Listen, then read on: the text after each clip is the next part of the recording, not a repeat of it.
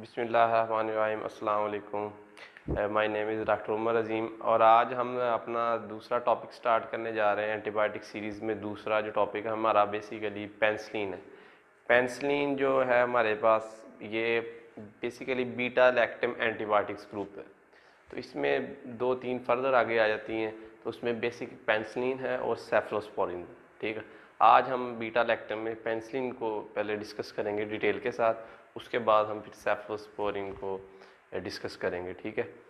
Penicillin में सबसे पहले हम बात करेंगे कि बीटा लैक्टम क्यों कहते हैं। बेसिकली इनके जो स्ट्रक्चर होता है उसमें बीटा लैक्टम रिंग होता है, ठीक है। उसकी वजह से इनको बीटा लैक्टम एंटीबायोटिक भी कहते हैं। जो फॉर एग्जांपल अगर आप डेयरी फार्म्स की बात करें तो उधर कहते जो वो स्ट्रिप के साथ अगर चेक करते हैं मिल्क को, नेस्ले वाले जो कहते हैं वो बेसिकली बीटा लैक्टम और ऑक्सीटेट्रासाइक्लिन एंटीबायोटिक वाला मिल्क नहीं लेते, क्योंकि वो उनके जो प्रोसेसिंग में फर्दर वो अफेक्ट करता है।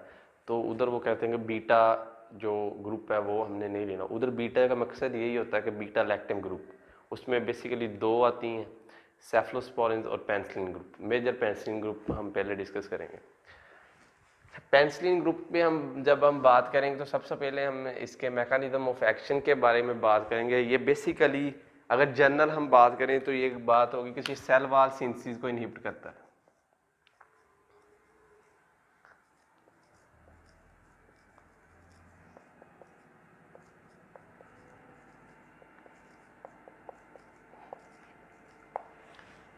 Cell wall synthesis inhibition. अब मोस्टली जो बैक्टीरिया हैं उनके गिर्द एक एक्स्ट्रा वाल होती है सेल मेम्ब्रेन के इर्द गिर्द, जिसे फर्दर प्रोटेक्शन फराहम करती है, ठीक है। उसको सेल वाल बेसिकली वो पेप्टाइडोग्लाइकन की बनी होती है, ठीक है।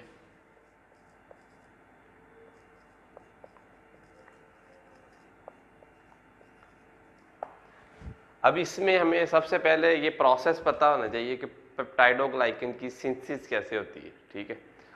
तो ये अगर हमें पता होगा तो फिर ये हमें आसानी से समझ आ जाएगा कि आया कि ये कैसे किस स्टेप पे इनहिबिट करती है। तो पहले हम डिस्कस करें 3 स्टेप्स है पेप्टाइडोग्लाइकन सिंथेसिस। सबसे पहले इसके जो बिल्डिंग ब्लॉक्स है, ये बिल्डिंग ब्लॉक है। फॉर एग्जांपल एक ये मैंने शो किया पेप्टाइडोग्लाइकन का, ये इसकी ट्रांसपोर्टेशन होगी into the cell, out from outside cell into the cell, ये ट्रांसपोर्टेशन होगी। उसके बाद ये इसकी चेन फॉर्मेशन होगी। ये आप देखें इनकी चेन बन रही है, ठीक है। थर्ड स्टेप जो हमारे लिए मोस्ट इंपॉर्टेंट है, उसमें क्रॉस लिंकिंग होती है। ये जो आपस में मिल रहे हैं ये क्रॉस लिंकिंग है बेसिकली, ठीक है। Cross linking of the chains, इस ये लास्ट स्टेप है, इससे कंप्लीट फॉर्मेशन हो जाएगी। ये एक्चुअली एक इंजाइम इसको कैरी आउट करता है, ट्रांसपेप्टाइडेज इंजाइम। इस इंजाइम को पेनिसिलिन इनहिबिट करती है। ये जो इंजाइम है इसको इनहिबिट करेगी, तो इससे ये स्टेप इधर नहीं कैरी आउट होगा, फर्दर सेल वाल नहीं बनेगी। जब सेल वाल नहीं बनेगी तो उससे सेल लाइसिस होगी, सेल के अंदर पानी जाएगा, सेल बस्ट कर जाएगा, लाइसिस हो जाएगी, ठीक है। तो ये सारा इसके लिए इफेक्ट करेगा। लेकिन इधर हम बहुत एक इम्पॉर्टेंट बात डिस्कस करने जा रहे हैं। सर्टन बैक्टीरिया जैसे माइकोप्लाज्मा है, उनमें सेल वाल होती नहीं है, सो उनमें ये इनफेक्टिव है। मतलब अगर उनमें अगर इसको यूज़ करेंगे उसके साइट ऑफ एक्शन ही नहीं फ्राहम करेगी ये उधर। तो ये, और दूसरा अगर हम मेमेलियन सेल्स की बात करें उसमें सेल वाल भी नहीं होती, ठीक है। तो उस पर भी इसका एज सच कोई इफेक्ट नहीं आता, ठीक है।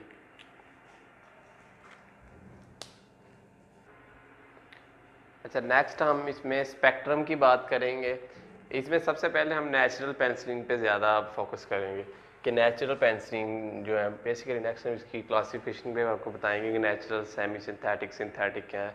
लेकिन इसमें हम अभी स्पेक्ट्रम में नेचुरल पेनिसिलिन को ज़्यादा फोकस कर रहे हैं। तो ये बेसिकली जो नेचुरल पेनिसिलिन है ये नैरो स्पेक्ट्रम है, इसका स्पेक्ट्रम बहुत नैरो है। मोस्टली ये ग्राम पॉजिटिव बैक्टीरिया को अफेक्ट करती है, ठीक है, ग्राम पॉजिटिव। लेकिन कुछ एक्सेप्शंस होती हैं हर जगह, तो सम ऑफ द ग्राम नेगेटिव को भी इफेक्ट करती हैं। लाइक उसमें हम नोट करते हैं लेप्टोस्पायरा, ठीक है, मोरैक्जेला बोविस,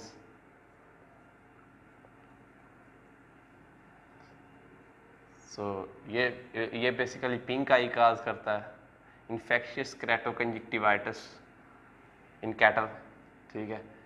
ये रेड वाटर की काज करता है और वाशन वगैरह में भी इसका किरदार है, ठीक है। बहुत ज़्यादा सीरोटाइप्स हैं लेप्टोस्पाइरोसिस की, और ये जूनोसिस भी है, इसका जूनोटिक इफेक्ट भी है, ठीक है। दूसरा जो बहुत इंपॉर्टेंट है स्टिल, जो ड्रग ऑफ चॉइस अभी भी जो एनारोबिक इन्फेक्शन में फर्स्ट लाइन ड्रग है वो नेचुरल पेनिसिलिन है। एनारोबिक में हमारे पास दो इन्फेक्शन मोस्ट कॉमन है एनिमल साइड पे, एक क्लोस्ट्रीडिया, दूसरा फ्यूजोबैक्टीरियम नेक्रोफोरम।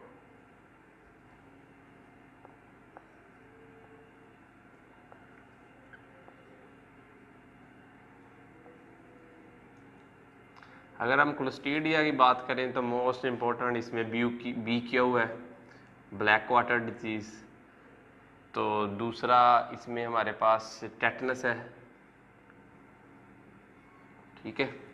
अगर हम फ्यूजोबैक्टीरियम, ये फुट रॉट में इस कॉमन है, काफ डिफ्थीरिया,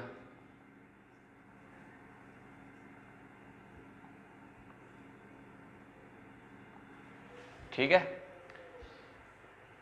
ये हमारे पास क्लोस्ट्रीडिया और फ्यूजोबैक्टीरियम ये बहुत एनारोब्स हैं, जिसमें ये बहुत ज़्यादा इफेक्टिव एनारोब्स हैं जिनको ऑक्सीजन रिक्वायर नहीं होती फॉर द ग्रोथ, उनको एनारोब्स हम कहते हैं। अब थर्ड, ये ड्रग ऑफ चॉइस है, डिफरेंट कुछ डिजीज़ हैं जिसमें हम कुछ डिस्कस भी कर लिए हैं, फॉर एग्जांपल लेप्टोस्पाइरोसिस, एंथ्रेक्स, ये भी ज़ूनोटिक है, बैसिलस एंथ्रासिस इसका कॉजेटिव एजेंट, ये बेसिकली ग्राम पॉजिटिव है, ठीक है। उसके बाद स्ट्रैंगल्स इक्वाइन की ये डिजीज़ है हॉर्सेस में, हॉर्सेस, ये स्ट्रेप्टोकोकस,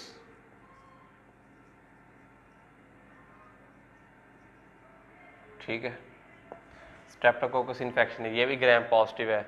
उसके अलावा ये टेटनस, ब्लैक वाटर,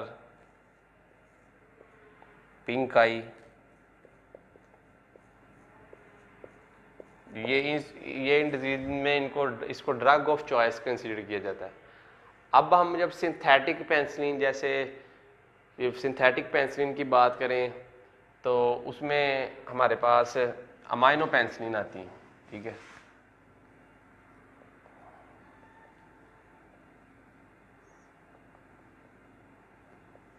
उसमें मॉक्सिसिलिन एक एग्जांपल है जो बहुत कॉमन यूज होती है। अब मॉक्सिसिलिन इसका स्पेक्ट्रम जो ब्रॉड है, ठीक है, ज़्यादा इफेक्ट इसका इंटेरिक पैथोजेंस पे है, जैसे हमने पहले भी डिस्कस किया था इंटेरिक पैथोजन पिछली वीडियो में, लाइक उस पर हमारे पास साल्मोनेला, कैप्सुला, इकोलाई, प्रोटियस वगैरह में। लेकिन ये ब्रॉड स्पेक्ट्रम है, स्ट्रेप्टोकोकस, स्टेफाइलोकोकस सबको कवर करता है, ठीक है। इवन एनारोब्स को भी कवर करता है, लेकिन एनारोब्स के खिलाफ ज़्यादा जो इफेक्ट है वो नेचुरल पेनिसिलिन का, ठीक है। नेचुरल पेनिसिलिन पे हम आगे डिस्कस करते हैं जब इनकी क्लासिफिकेशन में, ठीक है।